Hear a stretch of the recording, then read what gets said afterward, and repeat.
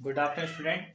आज अब पढ़ते हैं सिक्किम के बारे में। ठीक है, तो सिक्किम की नाम उत्पत्ति कहाँ से हुई, उस क्षेत्र की उत्पत्ति जहाँ पे सिक्किम बसा है आज, उसकी नाम की उत्पत्ति कहाँ से हुई, इस चीज को आज हम देखेंगे। इसको तिब्बत की भाषा में, कहाँ पे, तिब्बत में इसको किसी और नाम से बुलाया जाता है। क्या बुलाया जाता है इसको? इसको बोलेंगे तिब्बू भाषा में।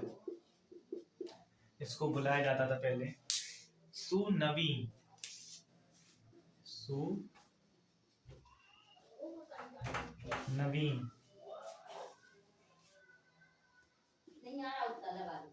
ख्याम, सुनवीन ख्याम महल के नाम से क्या किया जाता है, इसको जाना था। किसको? तिब्बू भाषा में सुनवीन ख्याम महल के नाम से क्या किया जाता है, इस क्षेत्र को जाना जाता था। उसमें बताया गया इनके द्वारा कि यहाँ के जो पहले राजा थे, ठीक है, कहाँ के, सिक्किम के जो पहले राजा थे वो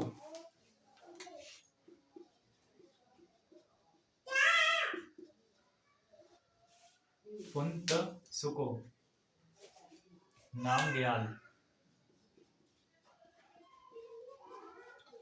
ठीक है, फुन्तसुको नामग्याल के महल से जुड़े थे। ठीक है,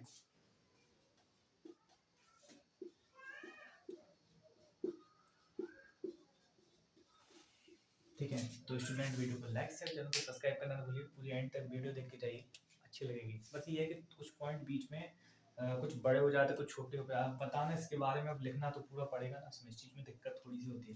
ठीक है, तो क्या होता है, सिक्किम को तिब्बू भाषा में सुनवीन ख्याम महल के नाम से जाना जाता था। यहाँ के पहले राजा फुन्तसुको फुन्तसुक नाम ग्याल के महल से जुड़े थे। ठीक है, जो 3 भिक्षुओं द्वारा राजा बनाए गए थे। ठीक है, कितने? 3 भिक्षु। देखिए यहाँ केमिस्ट्री देखिए, समझ रहे इस चीज की लॉजिक समझिए। देखिए क्या हुआ था, इनको इस नाम के ग्याल के महल से जुड़े हुए थे, इस सदस्य थे। ठीक है, और इन्होंने 333 सालों तक राज किया।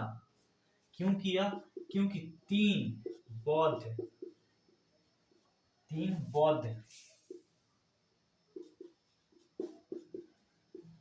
भिक्षुओं ने राजा बनाया था इनको। मतलब इनके जो सदस्य थे उसको राजा बनाया था, और बोला था कि आप यहाँ के राजा हो। तीनों ने बोला था कि आप यहाँ के राजा हो। तो यहाँ के राजा रहे, और इनके वंश में, मतलब इन्होंने वंश जब से स्टार्ट किया तब से 333 साल, सोचिए, 3 बुद्ध भिक्षुओं को कितने, 100, मतलब 111 साल तक क्या रहा, आशीर्वाद। मतलब एक को माने चलो तो 111 साल, 111 साल, मतलब कि 3 बार बोलो तो 333 साल तक ही राज किया इन्होंने। इसके बाद जो राज नहीं कर पाए, इनका पूरा शासन क्या होगा, खत्म हो गया। ठीक है, और ये तिब्बती भाषा में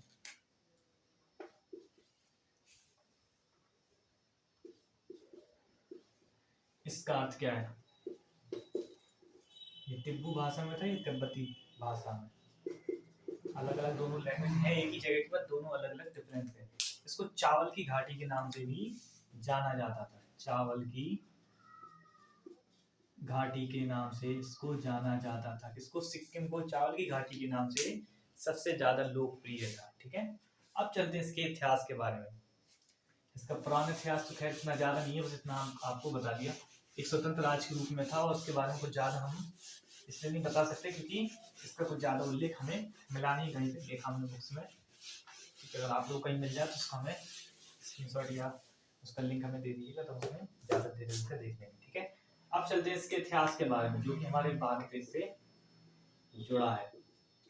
अब सीधा सन खेलेंगे। ठीक है, 1947, 1975, फिर 1975, दो बार है, 1975 फिर है,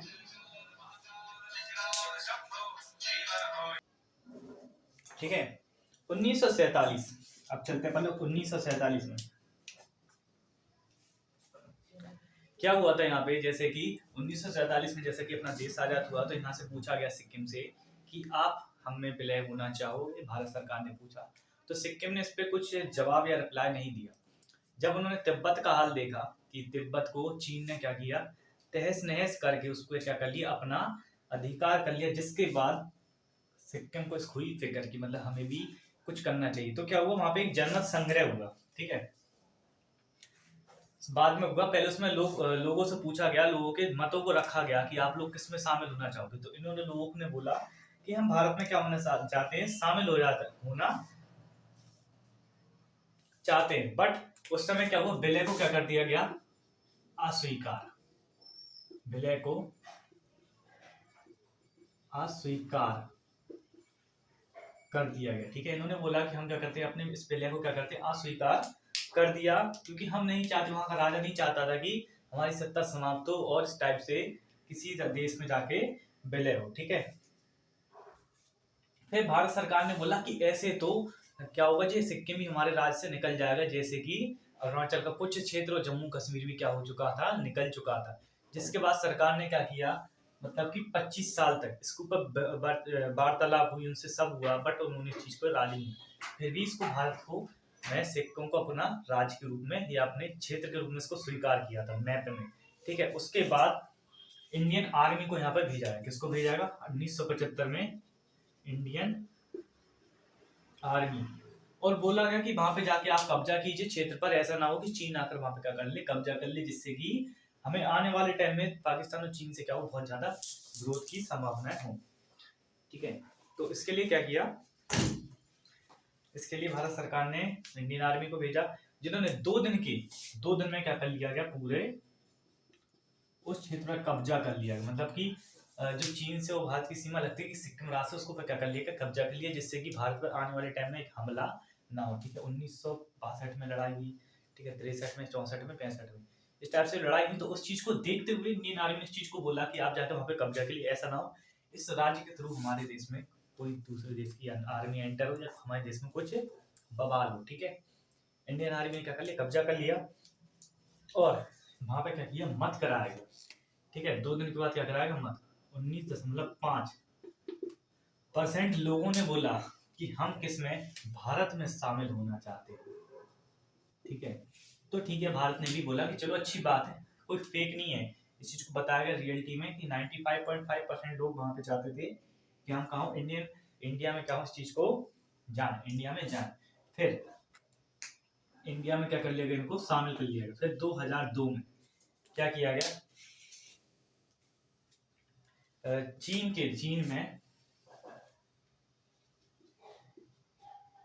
के एक लामा थे, यहाँ पे साधुओं को लामा बोला जाता है, लामा, तो गैर त्रिले त्रिले दारो जी, ठीक है, ठीक है। एक तरीके से लामा बोलो तो मतलब इनकी चीन के जो एक तरीके से अधिकारी थे, ठीक है। तो वो क्या होगा, उन्होंने सोचा कि हम क्या करेंगे, सिक्किम के एक जगह है, ठीक है, लामा मतलब एक जगह है सिक्किम में जिसका नाम है रुमतेक मठ, ठीक है। तो चीन के एक जो बहुत बड़े वो थे, अधिकारी बोल लो या लामा बोल लो, ठीक है। तो उन्होंने क्या किया, वो सीधे चीन से मतलब सीधा चीन देश से आगे सीधे भारत में घुस गए, और सिक्किम के अंदर रुमतेक मठ में जाकर सीधे ठहर गए, ठीक है। अब चीन के जो सैनिक थे, चीन के लोग थे, जो जिनको पता था कि हमारे क्षेत्र में लग सकते, हमारे क्षेत्र में नहीं लगता है, तो उन्होंने उनसे नहीं बोला कि जी हमारे क्षेत्र में नहीं आता, जिससे कि विरोधाभास की स्थिति बन गई। भारत सरकार ने बोला कि जी चीनी सैनिक हमारे इलाके में क्या कर रहे हैं, ठीक है।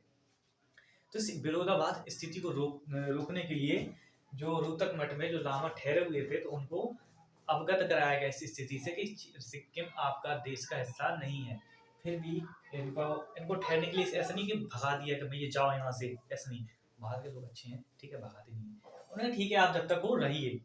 इन्होंने स्थिति का जायजा, इंडियन आर्मी ने पूरी स्थिति का जायजा लिया कि ऐसा तो नहीं है जो हमारे देश में घुस के हमला कर दे, ऐसा कुछ नहीं हुआ, ठीक है। उसको विरोधाभास स्थिति बन गई, जिसके बाद इनको इनके देश में जाकर जो आए थे लामा, उनके देश में जाकर 2003 में चीन से ये कहलवाया गया, मतलब या उन्होंने कहा कि इन्होंने बताया, चीन ने ऑफिशियल तौर पे कि भारत का सिक्किम हिस्सा है। ठीक है, इस चीज को इन्होंने स्वीकारा कि भारत का हिस्सा कौन है, सिक्किम भारत का हिस्सा है। ठीक है, भारत का हिस्सा ये चीन ने बताया कि भारत का ये हिस्सा है। जिसके बाद आने वाले जो और भी ऐसे अगर कोई लामा या साधु अगर ऐसा या कोई अधिकारी आता है तो उसको पता होना चाहिए। ठीक है, 2003 मतलब सोचिए उनको ये पता ही नहीं था, पूरे 150 साल गुजरे उनको ये नहीं पता था कि हमारा हिस्सा की भारत का है। ऐसे बहुत लोग होते हैं। जब चीन ने इस चीज को स्वीकार लिया तो पूरे देश ने माना कि हाँ जी आज से क्या हो गया भारत का, आज से क्या बहुत टाइम से क्या हो गया भारत का हिस्सा। अब देखिए सिक्किम में सबसे अच्छी चीज क्या है, गर्म पानी की झीलें, पानी की या झीलें, या झीलें छोटी छोटी झरने हैं। ठीक है, क्या यहाँ पे झरने हैं जिसको कौन कौन से नाम है, हर चूचू, चाओ चू, यम थांग और बोरोंग। चीन के साथ लगे होने के कारण इसके नाम इस टाइप से, या वहाँ की भाषा के आधार पर रोलोंग, यमू, यमी और सामडोंग।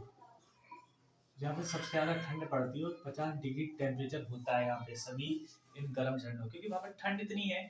और ये गर्म झरने इस टाइप से होते हैं, इनके जैसे ज्वालामुखी होते हैं तो उनकी लावा से ये पानी गर्म होता रहता है। ठीक है, उनके लावा के कांटेक्ट में आता पानी गर्म होता है। ठीक है, तो ये यहाँ के गर्म झरने हैं। ठीक है, और अब इसके बारे में थोड़ा सा अंदर के बारे में जान लेते हैं, इस राज्य के बारे में, जो कि आप लोग ने शायद कभी जाओ अपनी लाइफ में तो उसके बारे में जरूर घूमना। ठीक है,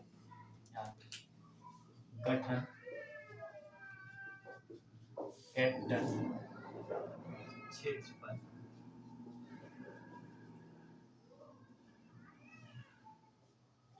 क्षेत्रफल, जनसंख्या, राज्य, भाषा। ठीक है, यहाँ तक 3-4 पॉइंट भी हैं, वो भी हम आपको इसमें बताते हैं। ठीक है, सबसे पहली बात आती है इसका गठन। इसका गठन हुआ था 16 मई 1975। इसकी कैपिटल गंगटोक या गंगटोक, ये दोनों नाम से आ सकती है। ठीक है, इसका क्षेत्रफल के हिसाब से कितना है, 7096 किलोमीटर स्क्वायर। ठीक है, और यहाँ का जनसंख्या कितनी है, 6,10,377 और ये 28 है जनसंख्या के हिसाब से। ताकि राजभाषा अंग्रेजी, नेपाली, क्योंकि नेपाली लोग भी रहते पास में, सिक्किमी, सिक्किम भी लगता है इसके सीमाएं, और लेप्चा, ये उनकी पर्सनल भाषा है। ठीक है, और सबसे बड़ी बात है जो पॉइंट इसके बारे में कहा, इसका गयाल, ये गयाल इसका क्या राजतंत्रीय, क्या था गयाल, राजतंत्र शासित राज्य। आज भी यहाँ पे राज तंत्र चलता है इससे एरेरिया में से। ठीक है, कौन से, गयाल राजतंत्र शासित राज्य है। ठीक है, यहाँ के जनमत संग्रह, यहाँ पे जनमत संग्रह कब हुआ था ये पॉइंट याद रखें, जनमत संग्रह 1975 में क्या हुआ था, यहाँ पे जनमत संग्रह था जिससे कि भारत में विलय हुआ था। और यहाँ पे कंचनजंगा,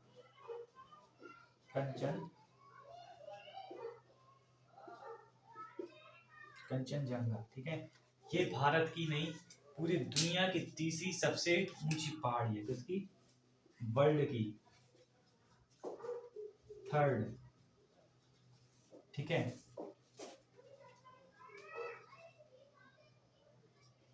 हाईएस्ट चोटी है इसकी, वर्ल्ड की कौन सी, थर्ड नंबर की, और भारत की पहली सबसे ऊंची चोटी है। हिमालय होता है वो 3 उसमें लगता है, चीन में, भारत में, नेपाल में। ठीक है, इसलिए इस हिमालय को अधिकतर एरिया चीन में या नेपाल में लगता है, तो अपन लोग नेपाल या चीन में बोल सकते हैं या नेपाल में बोल सकते हैं। दुनिया की सबसे बड़ी, ये तीनों देश में लगता है। ठीक है, वैसे कहा जाए तो हिमालय पे भारत का अधिकार है शुरू से। ठीक है, भगवान भी अपने यहाँ के हैं, ऐसी कोई बात नहीं है, हिमालय अपने भगवान का है। ठीक है, अपने भगवान का नवाज स्थल है, तो लोग छीन सकते हैं उनसे, ठीक है। ऐसा कुछ करने की मतलब कह रहे हैं, मजाक कर रहे हैं, ठीक है। तो पल्लव का क्या हो गया, ये सिक्किम भी क्या हो गया, आज का टॉपिक ये वाला स्टेटस का खत्म हो गया। 2-3 राज्य या बचे यूनाइटेड वो बची हैं टेरिटरीज, तो वो भी आप लोग करा देंगे। तो आज के लिए स्टूडेंट वीडियो को लाइक से चैनल को सब्सक्राइब करना बिल्कुल भी ना भूलें, ठीक है। आज के लिए इसमें इतना है।